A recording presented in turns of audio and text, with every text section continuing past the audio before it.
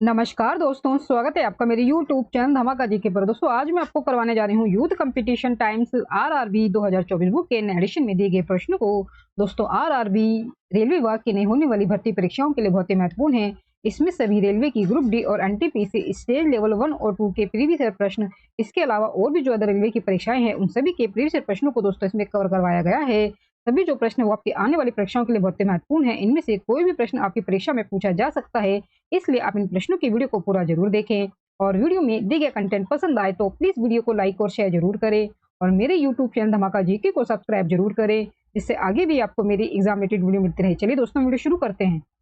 दोस्तों RRB 2024 book के addition से दोस्तों हम मध्यकालीन इतिहास के प्रश्नों को दोस्तों कवर कर रहे थे। और दोस्तों मध्यकालीन इतिहास में हमने 659 प्रश्नों को दोस्तों कवर कर लिया था और उसमें हमने मध्यकालीन इतिहास के 8 टॉपिक को पूरा कवर कर लिया था। और दोस्तों ये हमारा मध्यकालीन इतिहास में 9वां टॉपिक है सिख धर्म। और दोस्तों सिख धर्म में हमारे प्रश्न शुरू हो रहे हैं 660 प्रश्न से।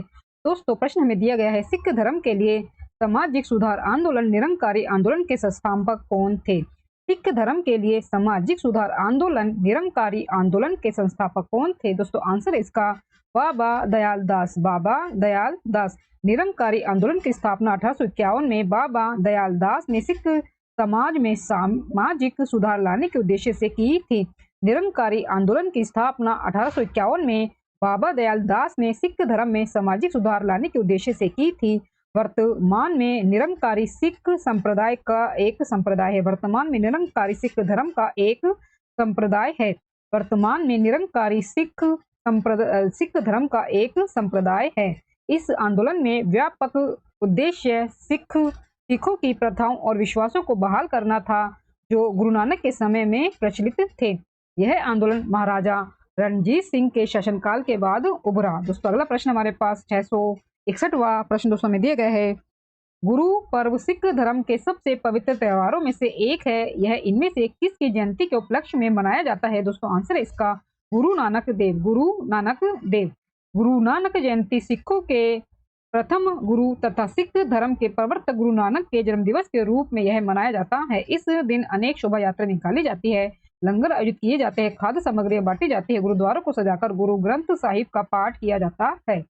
अगला है दोस्तों प्रश्न, कौन सा भारत का सबसे ऊंचा विक्ट्री टावर है? कौन सा भारत का सबसे ऊंचा विक्ट्री टावर है? दोस्तों आंसर है इसका फतेह बुर्ज। फतेह बुर्ज।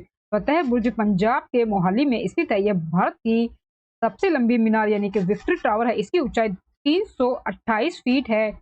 यहीं पर 1710 में बंदा सिंह बहादुर ने मुगल सेना के कमांडर वजीर खान के खिलाफ निर्णायक लड़ाई जीती थी और इसी जीत के उपलक्ष्य में इस फतेह बुर्ज की स्थापना की थी। और ज्ञात हो कि कुतुब मीनार की जो ऊंचाई है वो 238 फीट है। कुतुब मीनार की जो ऊंचाई है वो भी दोस्तों 238 फीट है और इसकी 328 फीट है फतेह बुर्ज की।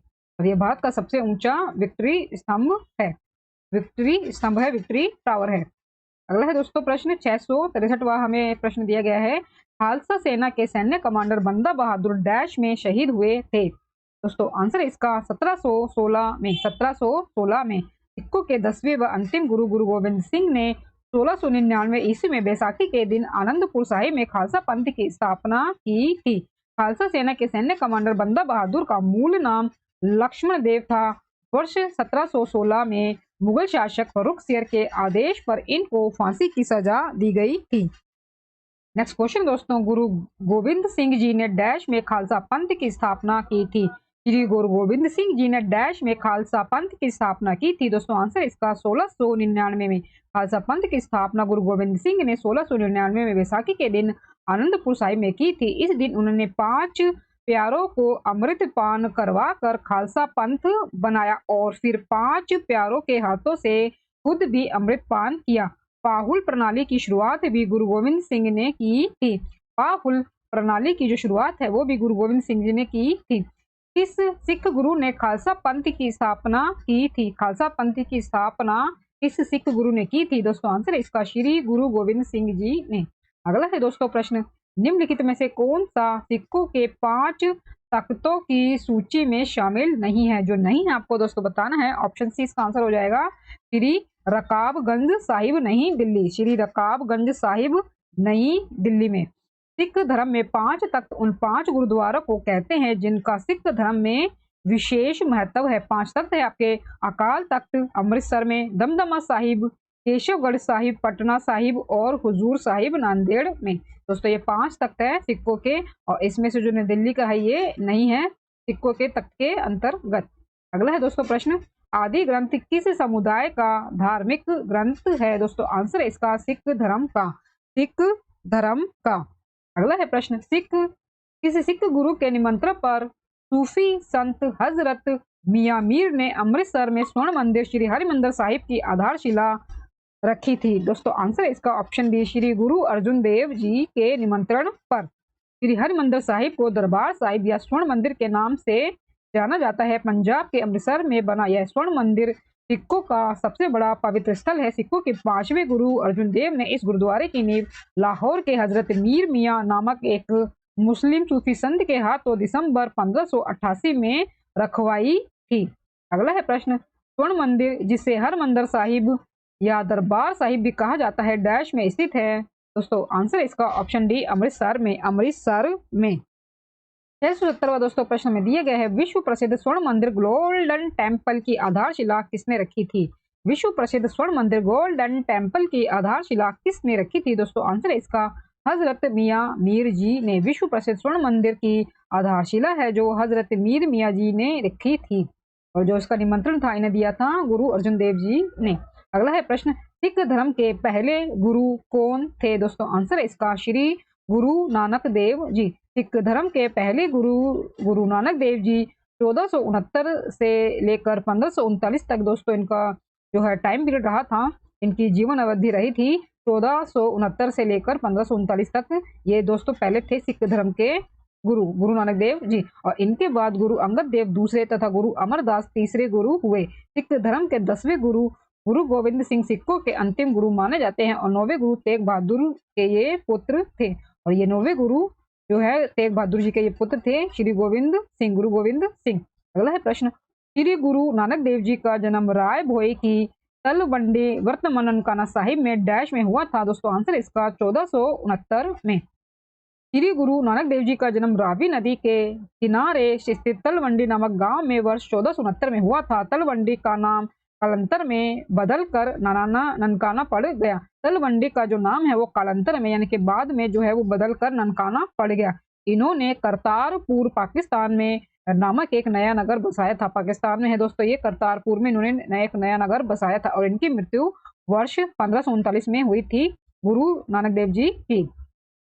गुरु नानक देव जी ने सिख धर्म की स्थापना डैश ईस्वी में की थी? दोस्तों आंसर इसका ऑप्शन बी, 15वीं शताब्दी में। सिख धर्म के संस्थापक गुरु नानक देव जी थे, और गुरु नानक देव जी ने सिख धर्म की स्थापना पंजाब प्रांत में 15वीं शताब्दी में की थी। गुरु नानक के अनुयायी ही सिख कहलाए। गुरु नानक ने गुरु का लंगर नामक निःशुल्क सहभागी भोजनालय स्थापित किया, जिसे गुरु अंगद ने स्थायी बना दिया। गुरु अंगद ने गुरुमुखी लिपि आरंभ की। गुरु अंगद ने गुरुमुखी लिपि आरंभ की। गुरु अंगद ने गुरुमुखी लिपि आरंभ की। सिखों के 9वें गुरु तेग बहादुर हुए।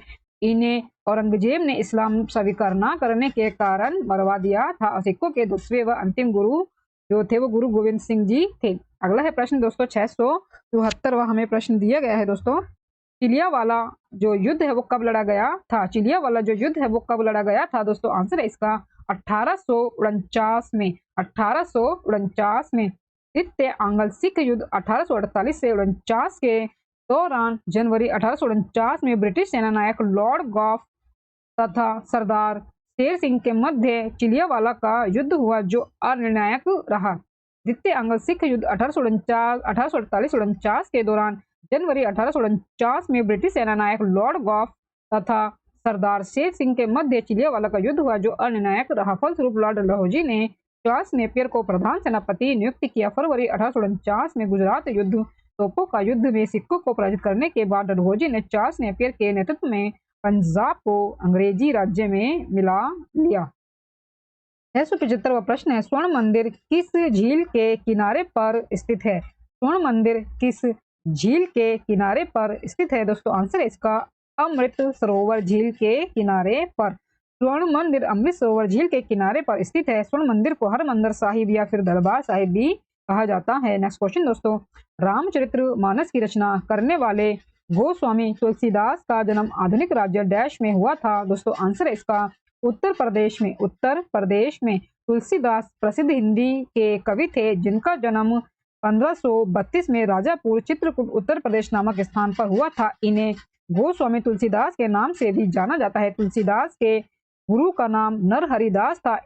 उनकी मुख्य रचनाएं और कृतियां थी रामचरितमानस, विनय पत्रिका, दोहावली, कवितावली आदि। ये सभी दोस्तों थी रामचरित्र तुलसीदास जी की प्रमुख जो है ये कृतियां थी, रचनाएं थी रामचरितमानस, विनय पत्रिका, दोहावली और कवितावली। दोस्तों आगे हमारे पास मध्यकालीन इतिहास में 10वां टॉपिक मध्यकालीन विविध। और दोस्तों ये हमारा अंतिम टॉपिक है मध्यकालीन इतिहास के सेक्शन में। दोस्तों हमारा प्रश्न है 677वां प्रश्न, रमदान या रमजान इस्लामिक कैलेंडर का डैश महीना है और दुनिया भर के मुसलमानों द्वारा इसे उपवास के महीने के रूप में मनाया जाता है। दोस्तों आंसर है इसका 9वां। दोस्तों आंसर है इसका 9वां। रमजान इस्लामिक कैलेंडर का 9वां महीना इस्लामी आस्था में एक महत्वपूर्ण पवित्र महीना है।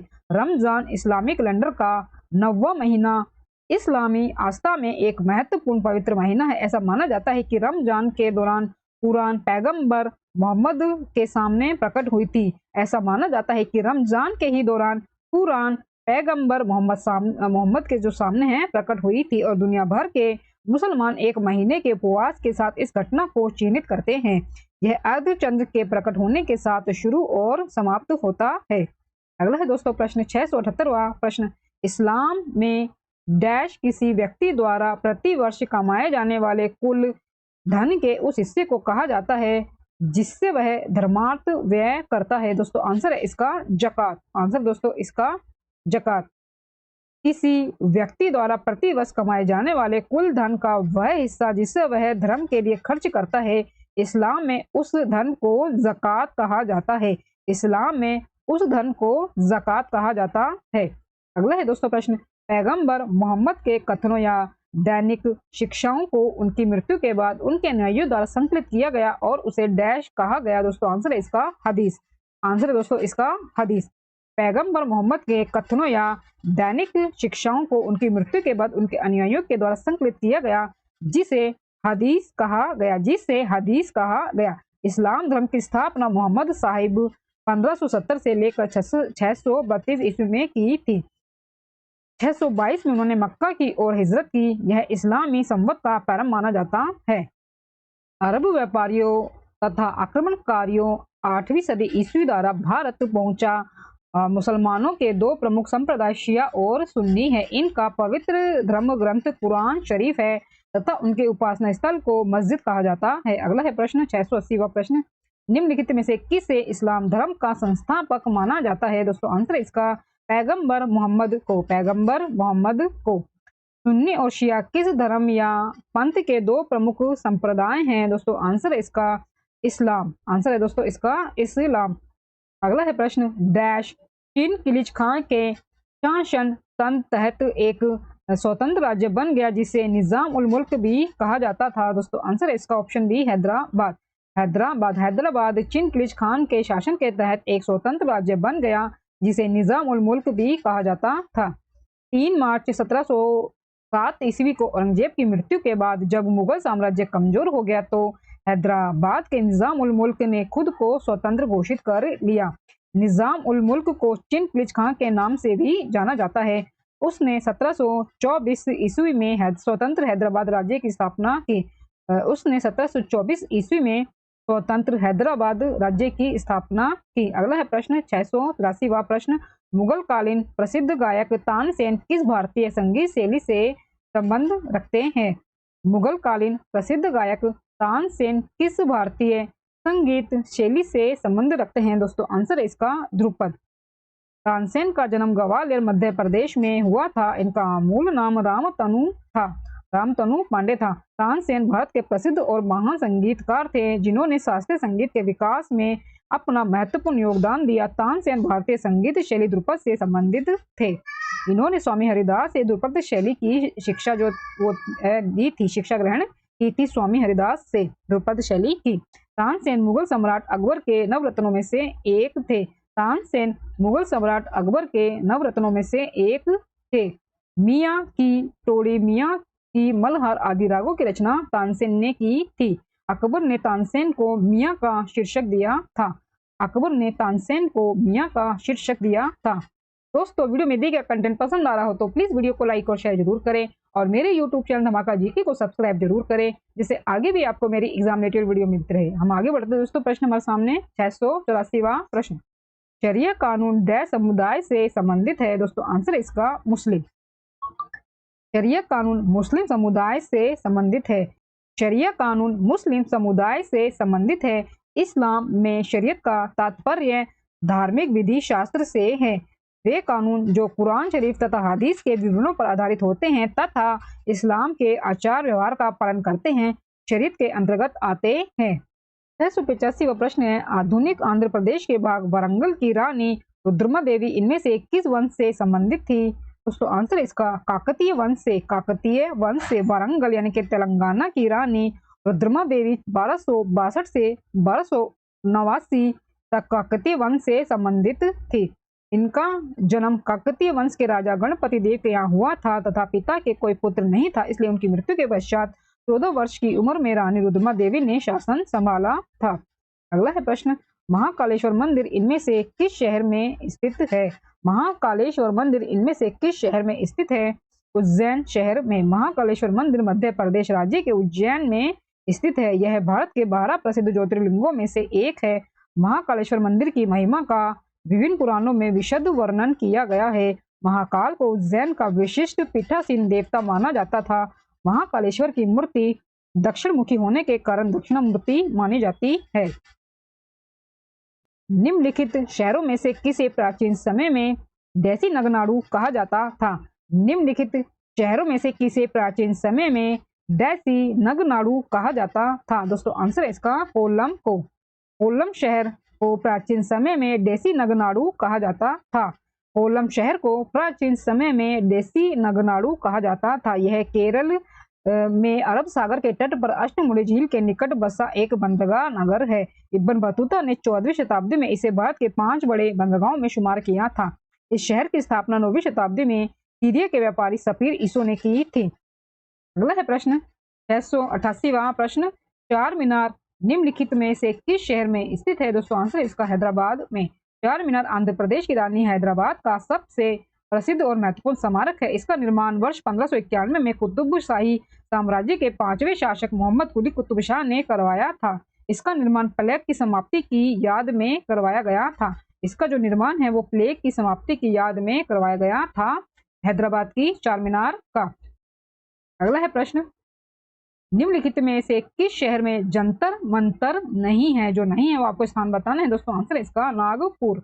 नागपुर शहर में जंतर मंतर नहीं है, जबकि दिल्ली, जयपुर, उज्जैन, मथुरा, वाराणसी में जंतर मंतर स्थित है। इसका निर्माण जो है राजा सवाई जय सिंह ने करवाया था। अगला है दोस्तों प्रश्न, जैसलमेर का किला डैश में स्थित है। जैसलमेर का किला डैश में स्थित है। दोस्तों, आंसर इसका राजस्थान राज्य में। राजस्थान भव्य किलों, महलों और सुंदर झीलों के लिए प्रसिद्ध है, जो विश्व भर से पर्यटकों को आकर्षित करता है। जैसलमेर किले को गोल्डन किला भी कहा जाता है, जिसका निर्माण राजपूत योद्धा रावल जैसल द्वारा 1156 ईस्वी में करवाया गया था। यह राजस्थान के पहाड़ी किलों में से एक है, जिसको यूनेस्को द्वारा विश्व धरोहर सूची में शामिल किया गया है। अगला है दोस्तों प्रश्न 691वां प्रश्न, गोलकुंडा किले का निर्माण डैश शताब्दी में काकतीय शासकों द्वारा करवाया गया था। गोलकुंडे किले का निर्माण डैश शताब्दी में काकतीय शासकों द्वारा किया गया था। दोस्तों, आंसर इसका 13वीं शताब्दी में। गोलकुंडा किले का निर्माण 13वीं शताब्दी में काकतीय शासकों द्वारा किया गया था। गोलकुंडा दक्षिणी भारत में हैदराबाद नगर से 5 मील पश्चिम में स्थित एक दुर्ग है। पूर्व काल में यह कुतुब शाही राज्य में मिलने वाले हीरे जवाहरातों के लिए प्रसिद्ध था। गोलकुंडा किले को 17वीं शताब्दी तक हीरे का एक प्रसिद्ध बाजार माना जाता था। गोलकुंडा किले को 17वीं शताब्दी तक हीरे का एक प्रसिद्ध बाजार माना जाता था। इससे दुनिया को कुछ सर्वोत्तम हीरे मिले, जैसे कोहिनूर हीरा, होप डायमंड, नसाक डायमंड एवं नूर उल एन आदि। अगला है प्रश्न 692 प्रश्न, मध्ययुगीन काल में शर्की राजाओं ने अटाला मस्जिद को डैश में बनाया था। दोस्तों आंसर है इसका जौनपुर में। जौनपुर भारत के उत्तर प्रदेश राज्य का एक प्रमुख ऐतिहासिक शहर है। यह शर्की शासकों की राजधानी भी रहा है। अटाला मस्जिद जौनपुर में स्थित एक प्रसिद्ध मस्जिद है। इस मस्जिद को शर्की राजवंश के इब्राहिम शाह ने 1408 ईस्वी में बनवाया, जिसमें मीनारे नहीं है। पहले यह मस्जिद जौनपुर का अटाला देवी मंदिर था। पहले जो ये मस्जिद था, ये पहले जौनपुर का अटाला देवी मंदिर था। अगला है प्रश्न, निम्नलिखित संगीतकारों में से वह कौन है जो 1253 से लेकर 1325 ईस्वी तक जीवित थे और जिन्हें पारंपरिक तबला और सितार के आविष्कारक के रूप में जाना जाता था। दोस्तों आंसर इसका अमीर खुसरो। अमीर खुसरो 1253 से लेकर 1325 ईस्वी तक 7 सुल्तानों का शासन इन्होंने देखा था। अमीर खुसरो 1253 से लेकर 1325 ईस्वी तक इनका जो दोस्तों जीवन अवधि रही थी, तब तक इन्होंने जो है 7 सुल्तानों का शासन देखा था और ये प्रथम मुस्लिम कवि थे जिन्होंने हिंदी शब्दों का खुलकर प्रयोग किया तथा इन्हें खड़ी बोली का जनक कहा जाता है। इन्हें पारंपरिक तबला व सितार के आविष्कारक के रूप में भी जाना जाता है। तानसेन या रामतनु पांडे हिंदुस्तानी शास्त्रीय संगीत के महान ज्ञाता थे। इन्हें सम्राट अकबर के नवरत्नों में भी गिना जाता था। मध्यकालीन प्रसिद्ध साहित्यिक प्रतिभा गुरु बसव ने किस भाषा में अपने प्रसिद्ध साहित्य कार्य को संकलित किया है। दोस्तों आंसर इसका कन्नड़। मध्यकालीन प्रसिद्ध साहित्यिक प्रतिभा गुरु बसव ने कन्नड़ भाषा में अपने प्रसिद्ध साहित्यिक कार्य को संकलित किया है। गुरु बसव 12वीं शताब्दी के धार्मिक सुधारक, उपदेशक, धर्म मीमांसक और राजा बिज्जला प्रथम चालुक्य शासक के कोषागार प्रबंधक थे। गुरु बसव बसव पुराण के रचिता भी हैं। अगला है प्रश्न 695 प्रश्न, राजपूत राजवंश के अनंगपाल तोमर ने डैश राज्य का स्थापित किया था। दोस्तों आंसर इसका दिल्ली। अनंगपाल तोमर ने 736 ईस्वी में तोमर वंश की स्थापना की। अनंगपाल तोमर ने 736 ईस्वी में तोमर वंश की स्थापना की। अनंगपाल राजपूत वंश से संबंधित था। अनंगपाल राजपूत वंश से संबंधित था। इन्होंने वर्तमान दिल्ली की स्थापना ढिल्ली का नाम से की थी। इन्होंने वर्तमान दिल्ली की स्थापना ढिल्ली का नाम से की थी। अगला है प्रश्न, भारत में मध्यकाल डैश शताब्दी से शुरू होता है और डैश शताब्दी में समाप्त होता है। भारत में मध्यकाल डैश शताब्दी से शुरू होता है और डैश शताब्दी में समाप्त होता है। आंसर है दोस्तों इसका ऑप्शन बी 8वीं और 18वीं। 8वीं से लेकर 18वीं। भारत में मध्यकाल 8वीं शताब्दी से शुरू होता है और 18वीं शताब्दी में समाप्त होता है। भारत के मध्यकालीन इतिहास का दौर 8वीं शताब्दी से 18वीं शताब्दी तक माना जाता है। भारत के मध्यकालीन इतिहास का दौर 8वीं शताब्दी से 18वीं शताब्दी तक माना जाता है। इसे दो भागों प्रारंभिक मध्यकालीन युग 8वीं से 11वीं शताब्दी तथा उत्तर मध्यकालीन युग 12वीं से 18वीं शताब्दी, जिसे मुगल काल भी कहा जाता है, में विभाजित किया गया है। अगला है प्रश्न, पिंजौर गार्डन, जिसे यादवेंद्र गार्डन भी कहा जाता है, डैश से 20 किलोमीटर की दूरी पर स्थित है। दोस्तों आंसर इसका चंडीगढ़। चंडीगढ़।